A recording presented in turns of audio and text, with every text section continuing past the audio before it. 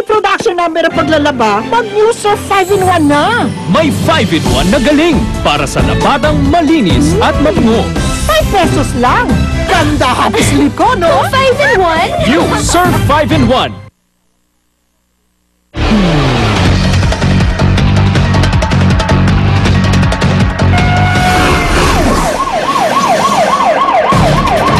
Nagbabalik po ang unang balita. Isang motorsiklo sumalpok sa isang closed van matapos mag-counterflow sa Maynila. Sugatan ng rider at angkas ng motor. Narito ang report ni Dano Tingkungko. Namimilipid sa sakit ang lalaking ito matapos mabangga ang sinasakyan niya motorsiklo sa isang closed van sa kanto ng San Andres at Osmeña Highway sa Maynila. Pero ang lalaking nakilalang si Carlo Ocampo napag-alamang angkas lang pala ng naturang motorsiklo. Sa paunang pagsisiyasat ng MPD Station 9 na unang rumesponde sa aksidente, nag-counterflow daw sa Osmeña Highway ang motorsiklo sa pagtatangkang makapasok ng San Andres. Kita ito mismo ng taxi driver na nakasunod sa closed van. Galing ako ng Quirino, naka-stop ako ron sa kanto nga nito San Andres. Itong van na galing dito sa sa San Andres Bukid. And then go sila pakaliwa. Pero walang kaliwaan dito. And then bigayan lang talaga rito eh. Nung makita ko biglang sumulpot itong motor. Talaga nung ang bilis na pumasok na gano'n. Sa madaling sabi, nag-counterflow yung motor. Ako talagang counterflow kasi doon galing yung motor eh. Ganito rin ang kwento ng driver ng closed van. Nabulaga na lang daw siya sa humaharurot umanong motorsiklo. Pero hindi na niya makabig ang sasakyan sa pangambang baka mas marami pa siyang madisgrasya. Hindi mo na nagawa ng paraan para kahit paano nandun ka pa rin sa daan pero hindi kayo nagtatpo. Hindi na po kaya kasi pag itudo ko pong iwas ng kanan, marami pa ako madadamay. Ang nagmamaneho ng motorsiklo na nakilalang si Felix Sabado tumangging magsalita sa harap ng media. Sa saglit namin pag-uusap, umamin siyang nakainom daw sila. Lumalabas din sa paunang investigasyon na walang helmet na suot si Sabado. Wala rin siyang dalang lisensya. Right off po yung truck ko eh. Counterflow yung motor eh. Turn over natin sa traffic yan. Ang mga kamag-anak naman ni Ocampo agad sumugod sa pinangyarihan ng aksidente pero tumanggi ring magbigay ng pahayag. Ito ang unang balita mula sa lungsod na Maynila. Dano Tingkong, ka-reporting.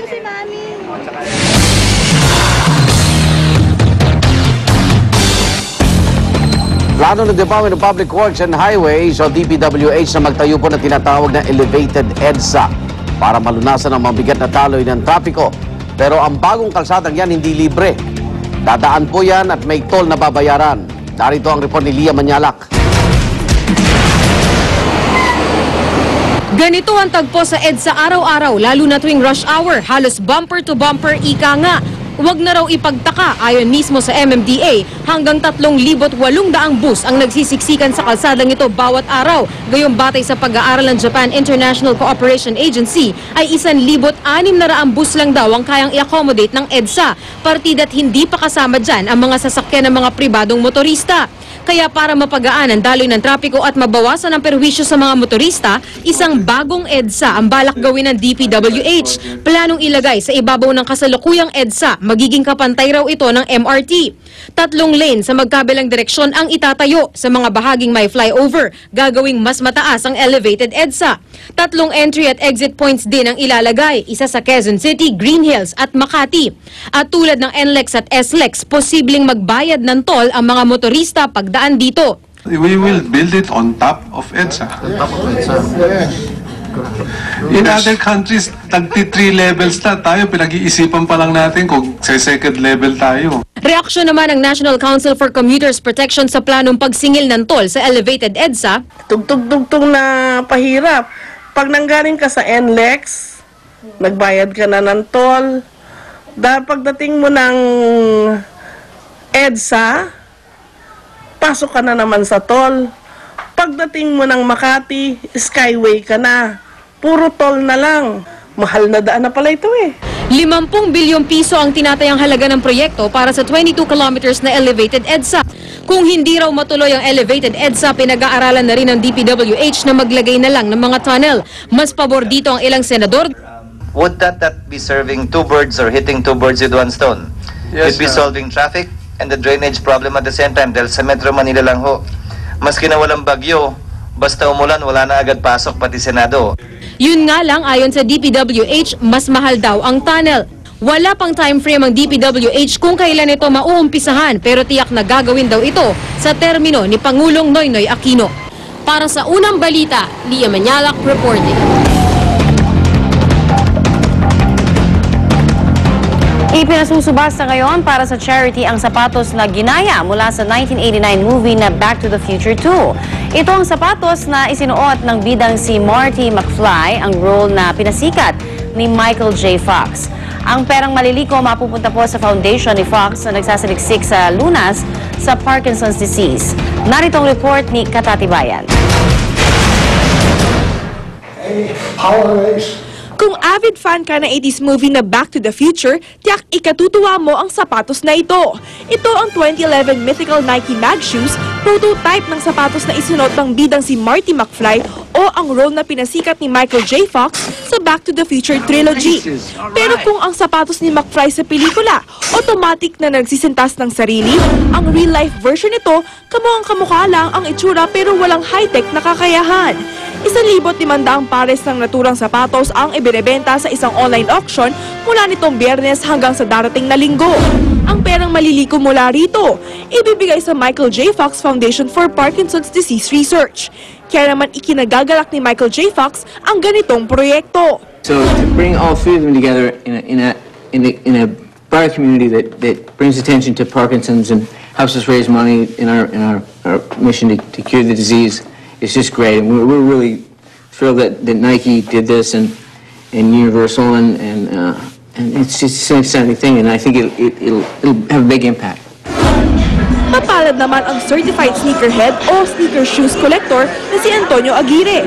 Dahil isa siyang serious sneaker collector, bago pa man lumabas ang 2011 Nike Mag Shoes, meron na siyang Nike Hyperdunk Supreme McFly, kamukhang kamukha rin ang sapatos ni McFly. Some of them were being auctioned for as much as 75,000. So the closest thing that we have right now, this is something similar to what Marty McFly wore before. Yeah, I try to wear them at least once every year. Para sa unang balita, Katatibayan reporting.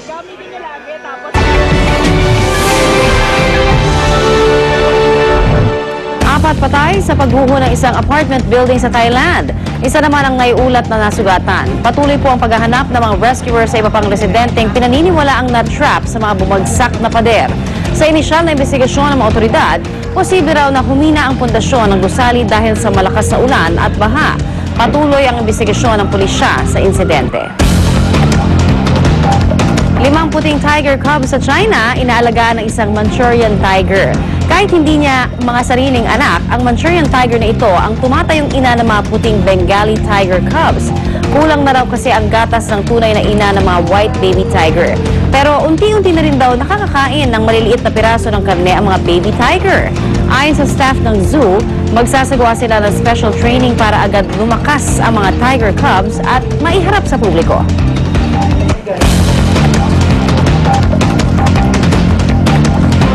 Makichika na tayo sa latest showbiz news. Atin po ni Luan D. Luan.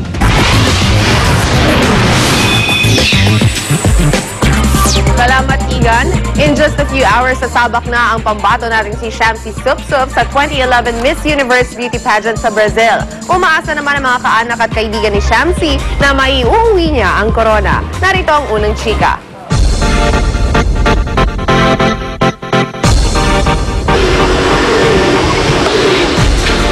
Kabado na ang mga kaanak at kababayan ni Shamsi Supsup sa General Santos City. Pero para sa daddy ng Miss You contestant, manalo man daw o matalo, winner na si Shamsi. Actually ako ang tatanungin bilang ama panalo na yung anak ko. Confident daw ang tinaguriang Fanatic 4 ng beauty pageant na makakapasok si Shamsi sa Miss You Finals.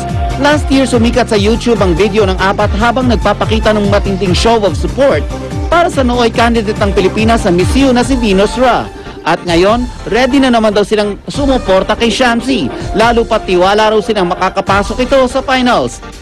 Kakaiba nga raw ang kanilang pakulo this year. Imbis na mag-upload ng video sa YouTube, Ustream daw ang kanilang gagawin kung saan live na mapapanood ang kanilang mga reaksyon. Samahan nyo kami, yung mga fellow fanatic ng Miss Universe, samahan nyo kaming supportahan natin si Shamsi Supsup. Ang international star namang si Lea Salonga bumiyahe ng Sao Paulo, Brazil para mag-judge sa Miss U. At bagamat full support daw siya kay Shamsi, tinitiyak niyang magiging patas pa rin siya sa pag-judge. Everybody's chances are equal. On the physical side, it changes the minute questions and answers are once that gets into it. Para sa unang balita, Nelson Canlas reporting.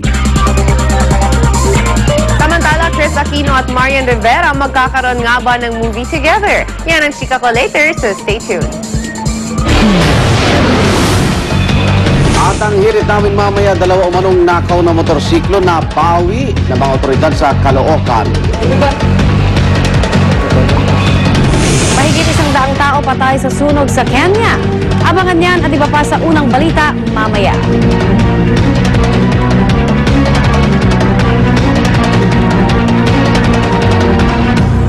Guys! Oh, Miss Sue, parang tumangkad ka na.